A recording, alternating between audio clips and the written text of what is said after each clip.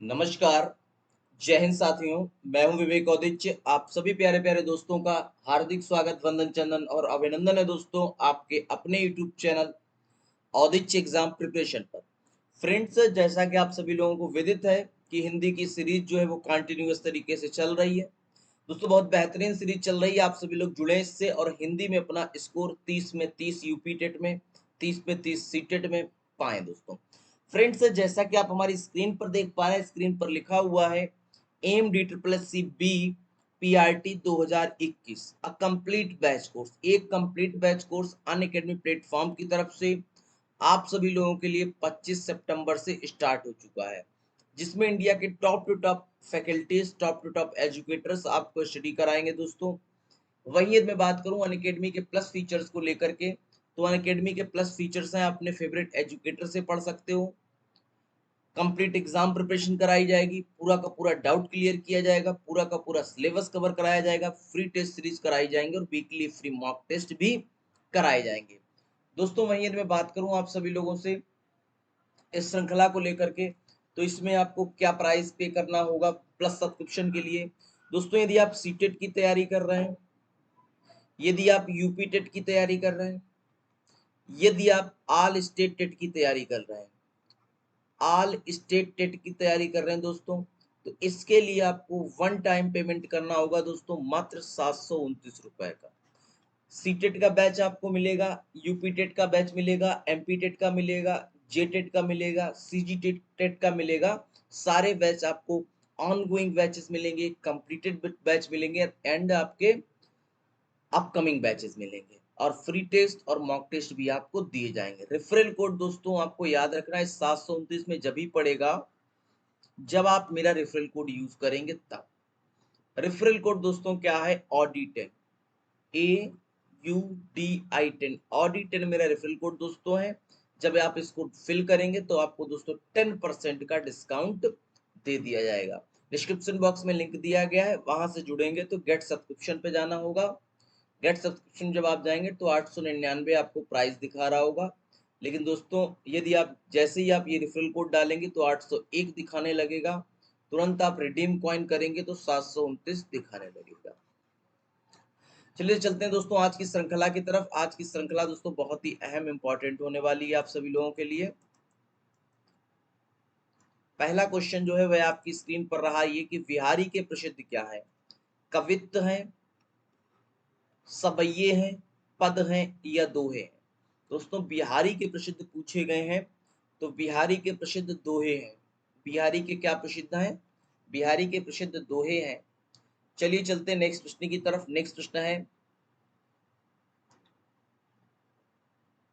कि गंगा यमुना सिंधु कावेरी किस संज्ञा का बोध करा रही हैं? गंगा, यमुना, सिंधु और कावेरी किस संज्ञा का बोध कर रहा है? जा, जातिवाचक, व्यक्तिवाचक, भाववाचक या द्रव्यवाचक? तो गंगा, यमुना, सिंधु और कावेरी दोस्तों आपकी व्यक्तिवाचक संज्ञा का बोध करा रही है, व्यक्तिवाचक संज्ञा का बोध करा रही हैं। चलिए भाई चलते हैं नेक्स्ट प्रश्न की तरफ। नेक्स्ट प्रश्न है जब दो शब्दों के बीच, जब दो शब्दों के बीच संबंध कारक के चिन्ह का की और के लुप्त हो तब दोनों के बीच कौन सा चिन्ह प्रयोग होगा? दोस्तों ये योजक चिन्ह है, ये अल्प विराम है, ये पूर्ण विराम है और ये उद्धरण चिन्ह है। जब दो शब्दों के बीच संबंध कारक के चिन्ह का के की का लुप्त होता है तब दोनों के बीच दोस्तों कौन सा होता है? योजक चिन्ह लगता है। राइट आंसर आपका सी हो जाएगा।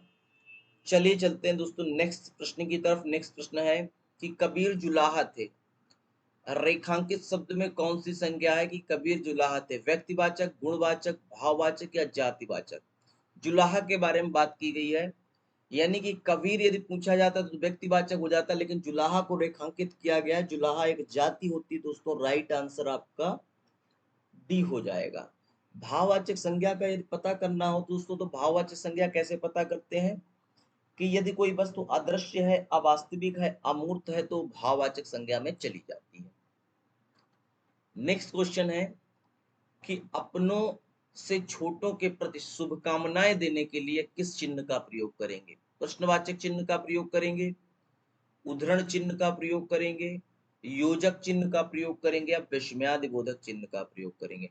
अपने से छोटों के प्रति शुभकामनाएं देने के लिए आप किस चिन्ह का प्रयोग करेंगे दोस्तों? दोस्तों आप शुभकामनाएं देने के लिए विस्मयादि बोधक चिन्ह का प्रयोग करते हैं। कहीं प्रश्न पूछते हैं तो प्रश्नवाचक का, जहां पर दोनों खंडों की प्रधानता होती वहां पर आपका योजक चिन्ह लगता है, और जहां पर किसी के कहे हुए प्राक कथन को या कथन को ज्यों क्या त्यों आप लिख देते हैं तो उसे आप उद्धरण चिन्ह कहते हैं। नेक्स्ट क्वेश्चन है कि शुद्ध वर्तनी का चयन करना है आपको। शुद्ध वर्तनी इसमें से कौन सी? दधीची, ग्रहित, कनिष्ठ या पृथक? शुद्ध वर्तनी कौन सी है दोस्तों इसमें? तो इसमें पृथक जो है वो आपकी शुद्ध वर्तनी हो जाएगी। डी आंसर आपका सही हो जाएगा। शुद्ध वर्तनी का चयन कीजिए तो पृथक आपका शुद्ध वर्तनी हो जाएगा। चलिए चलते हैं नेक्स्ट प्रश्न की तरफ दोस्तों। नेक्स्ट प्रश्न है कि संधि के कितने भेद हैं? 2, 5, 3 या 4? ये मैं बात करूं संधि के भेद के लेकर के, तो संधि के दोस्तों भेद आपके 3 हो जाएंगे। कौन कौन से? स्वर संधि, स्वर संधि, दूसरा आपका व्यंजन संधि, तीसरा आपका विसर्ग संधि। इस तरीके से आपके 3 संधि के भेद हो जाएंगे। वहीं दोस्तों स्वर संधि की बात करें तो आपका दीर्घ स्वर संधि, गुण संधि, यण संधि, अयादि संधि और वृद्धि संधि। ये टोटल मिलाकर के आपकी 5 स्वर संधि होती है। दीर्घ संधि, यण संधि, गुण संधि, अयादि संधि और वृद्धि संधि। और संधि के प्रकार कितने होते हैं? 3, 1, 2 और 3। स्वर संधि के प्रकार 5, संधि के प्रकार 3। राइट आंसर आपका सी हो जाएगा। चलिए चलते हैं नेक्स्ट प्रश्न की तरफ। नेक्स्ट प्रश्न है कि स्पर्श, अंतः और ऊष्म व्यंजन कौन से हैं? स्पर्श व्यंजन दोस्तों संख्या कितनी होती है? 25, का वर्ग, चा वर्ग, टा वर्ग, ता वर्ग और पा वर्ग। वहीं यदि मैं बात करूं अंतःस्थ व्यंजन की संख्या कौन कौन सी होती है? या, रा, ला और वा। इनकी संख्या होती है 4। ऊष्म व्यंजन कौन से होते हैं? सा, सा, सा और हा। इस प्रकार से ये सारे हैं व्यंजन के प्रकार। बी आंसर सही हो जाएगा।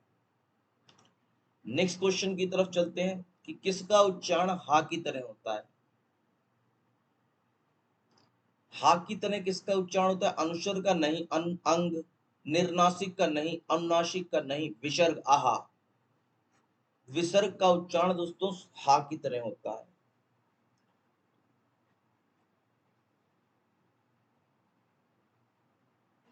नेक्स्ट क्वेश्चन, जिनका उच्चारण बिना किसी विघ्न बाधा के होता है? मात्रा, व्यंजन, स्वर या वर्ण? दोस्तों जिनको बोलने के लिए किसी अन्य वर्ण की आवश्यकता नहीं होती, या हम बोले कि जो जिन वर्णों को बोलने के लिए हम स्वतंत्र रूप से बोलते हैं, या हम बोले जिनको बोलने के लिए किसी अन्य ध्वनि की आवश्यकता नहीं होती, वह स्वर कहलाते हैं। और जिनको बोलने के लिए हमें स्वर वर्णों की आवश्यकता होती, वह व्यंजन कहलाते हैं। नेक्स्ट क्वेश्चन है कि जो कर्तव्य से च्युत हो उसे क्या कहेंगे? जो कर्तव्य से च्युत होगा, हो गया हो, वाक्यांश के लिए एक शब्द बताओ क्या हो जाए? कर्तव्यहीन, कर्तव्ययोग, कर्तव्यच्युत या कर्तव्य विमुख? जो कर्तव्य से च्युत हो गया उसे कहेंगे कर्तव्यच्युत। वी आंसर सही हो जाएगा। नेक्स्ट क्वेश्चन है कि अनुस्मारक को कहा जाता है, अनुस्मारक किसे कहा जाता है? व्यक्तिगत पत्र को, परिपत्र को, व्यावसायिक पत्र को या स्मरण पत्र? अनुस्मारक मतलब क्या होता है दोस्तों? रिमाइंडर। तो स्मरण पत्र को होता है, अनुस्मारक जो होता है उसे स्मरण पत्र कहते हैं। कोई कार्यालय में यदि कोई कार्य विलंब हो रहा हो तो उसको स्मरण पत्र के द्वारा उसको याद दिलाया जाता है कि जो कार्य दिया गया है, इसको कार्य इतने दिए गए समय में आपको करना होगा, तो उसे स्मरण पत्र कहते हैं।